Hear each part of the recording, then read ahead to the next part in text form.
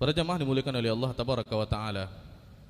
Poin yang pertama yang kita sampaikan berkaitan dengan niat ini adalah niat adalah sesuatu yang mesti ada dalam sebuah ibadah.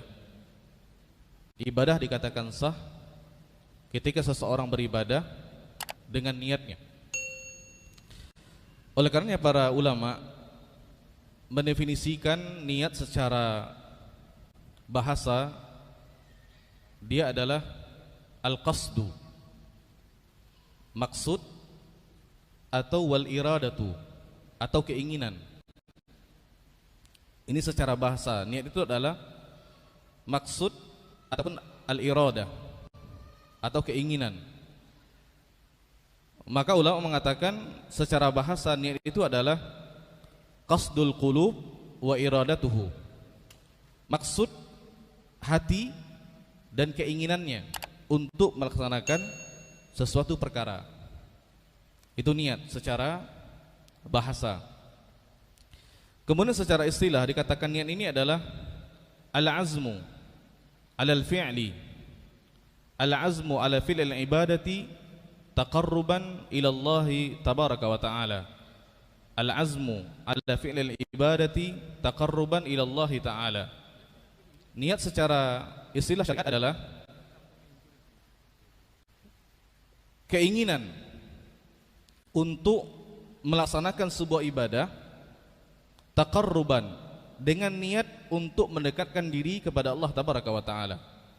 Keinginan, kemauan, tujuan untuk melaksanakan satu ibadah dengan tujuan taqarruban, mendekatkan diri kepada Allah Tabaraka wa Ta'ala. Di dalam istilah syariat ini kita dapatkan ketika seseorang beribadah kepada Allah Tabaraka wa Ta'ala bukan dengan tujuan untuk mendekatkan dirinya kepada Allah, berarti itu bukan niat. Saya ulangi, ketika seseorang beribadah kepada Allah Tabaraka wa Ta'ala tujuannya bukan untuk mendekatkan dirinya kepada Allah, tapi mendekatkan dirinya kepada makhluk-makhluk yang lain. Ini bukan dikatakan niat secara istilah syariat, ya, secara umumnya. Jadi kita ulangi, niat secara syariat adalah keinginan untuk melaksanakan ibadah dengan niat mendekatkan diri kepada Allah Tabaraka wa Ta'ala. Syekh bin Baz rahimahullah beliau mengatakan niat ini terbagi dua dia.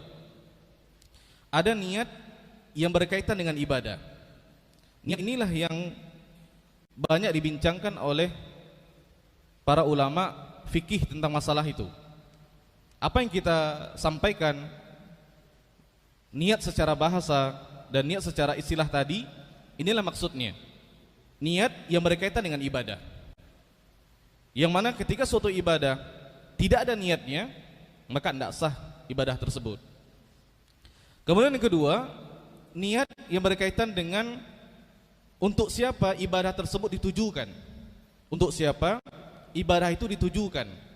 Inilah yang dikatakan oleh para ulama al-ikhlas, ya. Dan kita diperintahkan oleh Allah Tabaraka wa Ta'ala untuk mengikhlaskan niat kita hanya kepada Allah Tabaraka wa Ta'ala. Jadi ada dua, dan yang pertama niat yang berkaitan dengan ibadah, inilah yang dibincangkan oleh para ulama fikih. Dan yang kedua, niat untuk siapa ibadah tersebut ditujukan. Ini yang dikatakan dengan al-ikhlas. Para jamaah dimuliakan oleh Allah Tabaraka wa Ta'ala, dalil daripada wajibnya ada niat dalam sebuah ibadah adalah firman Allah Tabaraka wa Ta'ala dalam surah Al-Bayyinah ayat yang kelima. Allah berfirman, "Wa ma umiru illa liya'budullaha mukhlishina lahuddin." Dan tidaklah mereka diperintahkan illa, kecuali liya'budullaha, untuk beribadah kepada Allah Tabaraka wa Ta'ala, mukhlishina lahuddin, dengan mengikhlaskan agama ini hanya untuk Allah Tabaraka wa Ta'ala.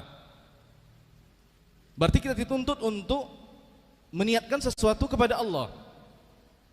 Di sini terkandung dua niat yang dikatakan oleh Syekh bin Baz rahimahullah tadi.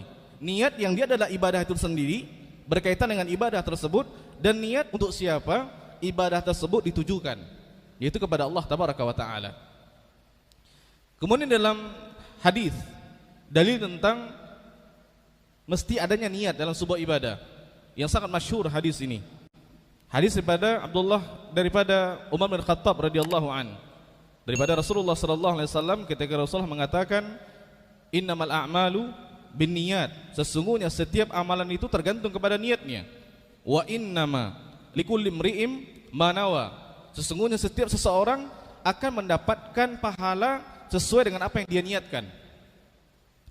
Di yang pertama Rasulullah mengatakan innamal a'malu binniyat, sesungguhnya setiap amalan itu bergantung dengan niat. Maksudnya apa? Ada niat sah ibadahnya, tidak ada niat tidak sah ibadahnya. Yang kedua, wa innama likulli imri'in ma nawa, seseorang akan mendapatkan bahagian daripada ibadahnya sesuai dengan apa yang dia niatkan. Kalau dia niatkan hal yang baik, dia dapat kebaikan. Kalau dia dapatkan hal yang tidak baik, dia niatkan hal yang tidak baik, maka dia akan mendapatkan keburukan. Tergantung kepada niatnya. Dan ini hanya Allah tabaraka wa taala yang mengetahuinya. Karena niat adalah perkara hati. Para jamaah dimuliakan oleh Allah tabaraka wa taala. Ulama sepakat mengatakan bahwasanya tempat niat ini adalah hati. Ini adalah pekerjaan hati. Yang dikatakan amalun batin, bukan termasuk daripada amalan-amalan yang zahir, yang tampak. Nah, satu permasalahan yang sering kita temukan di masyarakat kita tentang masalah hukum melafazkan niat. Karena dia bersentuhan dengan hal ini, maka ini perlu kita sampaikan para jemaah.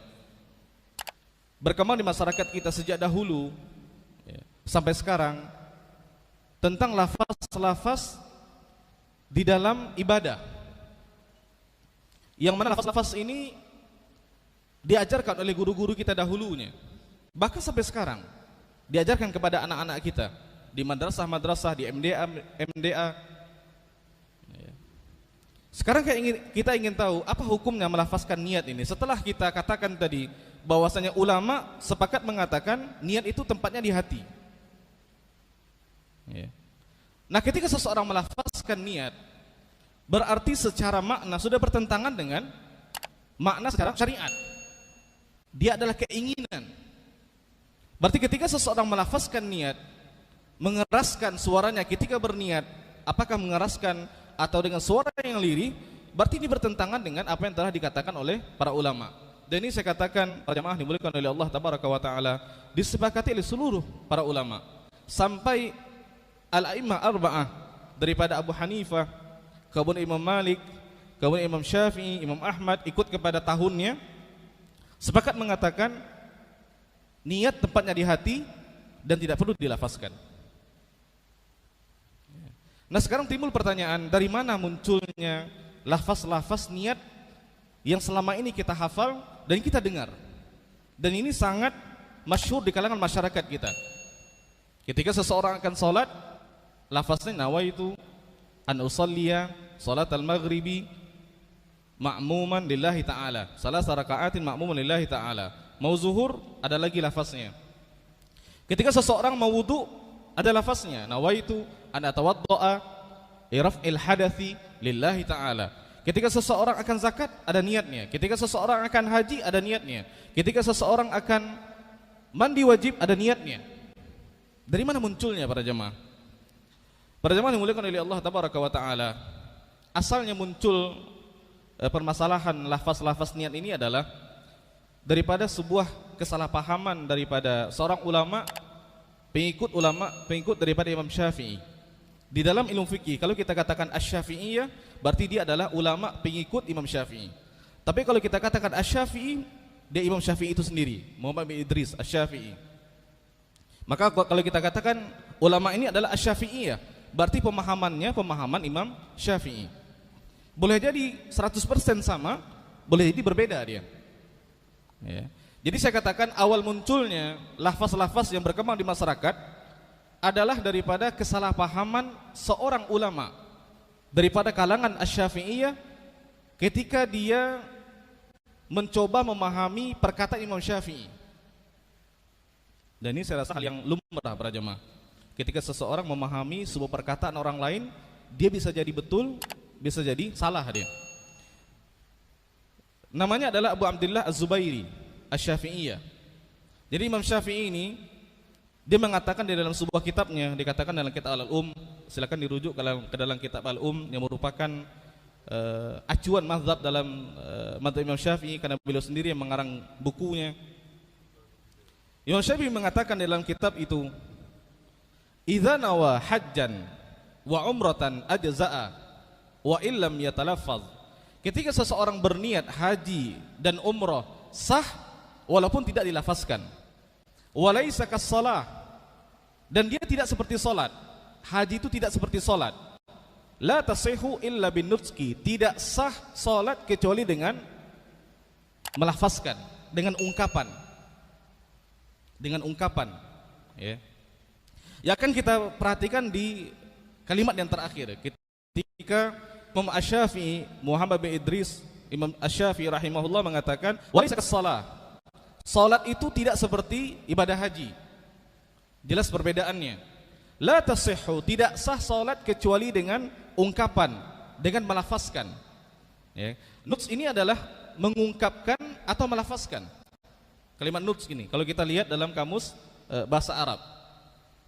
Nah, Az-Zubairi ini mengatakan maksud daripada bin nuts adalah talaffuz bin niyah. Maksud perkataan Imam Syafi'i dengan bin nuts adalah melafazkan niat. Jadi beliau memahami tidak sah salat kecuali dengan melafazkan niat. Karena an-nuts di sini maksud oleh beliau adalah talaffuz bin niyah, melafazkan niat. Nah, ini sudah diterangkan oleh Imam An-Nawawi. Jadi para jamaah kalau kita lihat para imam mazhab ini, mereka memiliki seorang murid yang dijadikan acuan di dalam mazhabnya. Karena kita orang Indonesia adalah bermazhab Asy-Syafi'i, maka acuan daripada pandangan-pandangan fikih Imam Syafi'i adalah Al-Imam An-Nawawi yang menjadi acuannya. Maksud saya, kalau seandainya ada terjadi perbedaan di antara para ulama-ulama Asy-Syafi'iyah, maka yang menjadi acuan adalah perkataan Imam An-Nawawi dalam kitab Al-Majmu' Syarhul Muhadzab, masyhur kitabnya ini. Nah, ketika terjadi sedikit perselisihan, Abdullah Az-Zubairi mengatakan Asy-Syafi'iyah nutris itu adalah melafazkan niat. Sedangkan Imam An-Nawawi yang menjadi acuan untuk mazhab Imam Syafi'i, beliau mengatakan di dalam Al-Majmu' rahimahullah, qala ashabuna, berkata sahabat-sahabat kami, ghalata hadzal qail, salah orang yang mengatakan ini. Maksud beliau adalah Abdullah Az-Zubairi ini, ulama Syafi'iyah ini. Ini termasuk daripada adabnya seorang ulama kepada sahabatnya, para jemaah. Dia tidak menyebutkan namanya. Dia tidak menyebutkan nama orang yang salah, tidak. Tapi dia menyebutkan perkataannya, perbuatannya. Kemudian Imam An-Nawawi meluruskan pandangan daripada Al-Imam Az-Zubairi. Dia mengatakan walaisa muradu asy-Syafi'i bin nuts fi shalah hadza. Bukan maksud daripada Imam Syafi'i ketika beliau mengatakan bin nuts melafazkan di dalam salat ini, melafazkan niat, bukan itu maksudnya. Ya. Bal muradu at-takbir. Tetapi maksudnya adalah mengucapkan takbir. Allahu Akbar, takbiratul ihram. Nah, di sini ada terjadi perselisihan di antara kalangan Asy-Syafi'iyah. Maka seperti kaidah yang kita katakan tadi, seharusnya kita mencari ulama yang dijadikan rujukan pertama dalam mazhab tersebut, dan dia jelas adalah Imam An-Nawawi. Ya. Sudah diluruskan oleh Imam An-Nawawi. Jadi ketika beliau mengatakan maksud Imam Syafi'i bukan melafazkan niat, tidak. Salat itu tidak sah dengan takbir, bukan tidak sah dengan melafazkan niat, bukan. Nah, kita lihat para jemaah, awal munculnya kesalahpahaman ini tentang masalah salat. Ya. Tetapi di masyarakat kita berkembang berbagai macam niat untuk ibadah, sehingga menyebabkan saudara kita, ya, memberatkan mereka untuk beribadah kepada Allah Tabaraka wa Ta'ala. Ketika mereka akan salat ada niatnya. Bahkan terus terang saya katakan, sebagian daripada masyarakat kita tanya, kenapa Pak tidak salat? Saya belum hafal Ustaz niatnya. Ini sangat berbahaya para jemaah. Padahal Islam ini agama yang mudah. Dalam Sahih Bukhari, Rasulullah sallallahu alaihi wasallam mengatakan, "Innad din yusrun." Agama ini mudah. "Wala yushadda dina ahadun illa ghalaba." Tidaklah seseorang mencari sesuatu yang sulit dalam agama kecuali dia akan dikalahkan. Dia tidak akan mampu melaksanakan ibadah itu secara sempurna. Kita tidak perlu mencari sesuatu yang tidak pernah diajarkan oleh Rasulullah sallallahu alaihi wasallam. Karena prinsip daripada agama ini mudah dia. Kita perhatikan para jamaah, saudara kita yang mungkin baru belajar Islam, dari kecil sampai besar baru belajar Islam dia. Untuk baca Al-Quran pun dia susah mungkin, terbata-bata. Apalagi dibebankan dengan menghafal niat-niat yang dia berbahasa Arab. Walaupun sebagian daripada mereka membolehkan dalam bahasa Indonesia, tetapi yang lebih afdal mereka mengatakan dalam bahasa Arab. Yang nawai-nawai itu yang kita sebutkan tadi.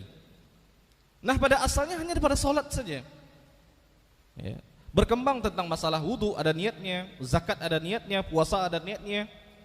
Jadi menyulitkan. Nah, ketika dia menyulitkan, bertentangan dengan prinsip Islam yang dia adalah mudah. Karena niat itu adalah dalam hati. Al-Imam Syekhul Islam Ibnu Taimiyah mengatakan, ketika seseorang mendengar azan, kemudian tergerak hatinya untuk berwudu, pergi ke masjid, itu niat. Karena itu adalah di dalam hati dan diaplikasikan oleh anggota tubuhnya, dikerjakan oleh anggota tubuhnya. Cuman ketika seseorang berdiri untuk sholat, dia mesti memastikan dia sekarang sholat apa. Kalau dia sholat fardu apa? Maghrib kah? Isya kah? Kalau dia sholat sunat apa? Ini yang mesti ditetapkannya sebelum dia mengangkat takbir untuk melaksanakan sholat. Jadi ketika kita akan berdiri untuk melaksanakan sholat, apakah kita sholat berjamaah atau sholat sendirian, kita mesti pastikan ini kita mau sholat apa, wajibkah atau sunat. Kalau wajib yang mana di antara 5? Kalau sholat sunat yang mana? Ini yang mesti kita, yang dikatakan oleh ulama fikih ta'yin an-niyah, menentukan niat. Dan itu tidak perlu dilafazkan para jamaah. Inilah awal munculnya kesalahpahaman. Maka terus terang saya katakan, buku-buku perukunan salat dan yang lainnya, itu ditanamkan kepada anak-anak kita. Makanya untuk supaya Islam kita ini berkualitas, Islam kita ini sesuai dengan tuntunan daripada Rasulullah SAW, maka kita perlu beragama sesuai dalil. Bukan beragama dengan apa yang telah diajarkan oleh orang tua kita, bukan. Untuk supaya Islam yang kita anut ini berkualitas dia. Maksud saya berkualitas sesuai dengan Al-Quran dan hadis Nabi SAW.